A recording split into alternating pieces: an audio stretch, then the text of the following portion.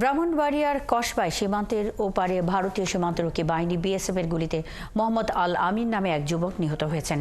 কসবা উপজেলার নির্বাহী কর্মকর্তা মোহাম্মদ সামিউল ইসলাম জানান, শুক্রবার রাতে আল আমিন পুটিয়া সীমান্তের কাঁটাতারের ওপারে সন্দেহজনকভাবে ঘোরাফেরা করছিল। এ সময় বিএসএফ তাকে চোরা কারবারি সন্দেহে গুলি করে। এতে আল আমিন গুরুতর আহত হন। পরে বিএসএফ তাকে উদ্ধার করে ভারতের একটি হাসপাতালে চিকিৎসা দিতে নিয়ে যায়।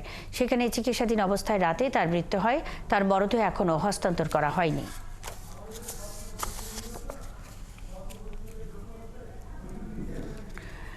এ বিষয়ে আরো জানাতে আমাদের সাথে যুক্ত হচ্ছেন সহকর্মী জালালউদ্দিন রুমি। রুমি, নিহত সেই যুবকের মৃতদেহ হস্তান্তর করা হয়েছে কিনা এবং এ বিষয়ে কি বলছে বিএসএফ? দেখুন, আমি কিন্তু নিহতের যে পরিবার পুটিয়া গ্রামে তার সেখানে মা ভাই বোন রয়েছেন, আমি তাদের সাথে কথা বলেছি এলাকাবাসীর সাথে। তারা যেটি বলছেন যে আসলে আলামিন চার ভাই তিন বোনের মধ্যে আলামিন ছিল কিন্তু তৃতীয়।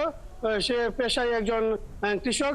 তার গতকাল সন্ধ্যায় তার গরুটি ছুটে যায় এবং সে যখন তার গরুটি আনার জন্য সীমান্ত এলাকায় যায়, তখনই তাকে বিএসএফ গুলি করে বলে পরিবারের পক্ষ থেকে আমাকে জানানো হয়েছে এবং প্রাথমিকভাবে সে আহত হলে তারা সীমান্তের ভিতরে নিয়ে যায়। এ ব্যাপারে আমি একাধিকবার বিজিবির যে অধিনায়ক তার সাথে কথা বলার চেষ্টা করেছি মুঠোফোনে, কিন্তু কোনো সাড়া পাওয়া যায়নি।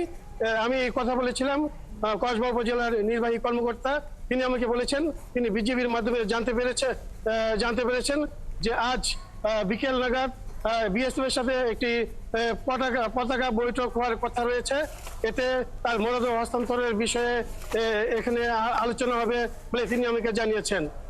দেখুন, তার এই মৃত্যুর ঘটনায় কিন্তু সীমান্ত এলাকায় কিন্তু চরম ক্ষোভ বিরাজ করছে সাধারণ মানুষের মধ্যে। তারা বলছেন যে আসলে বিএসএফ এর পক্ষ থেকে প্রায় এ ধরনের ঘটনা ঘটার পর তারা সেটিকে চোরাচালানির ঘটনা বলে চালিয়ে দিতে চায়।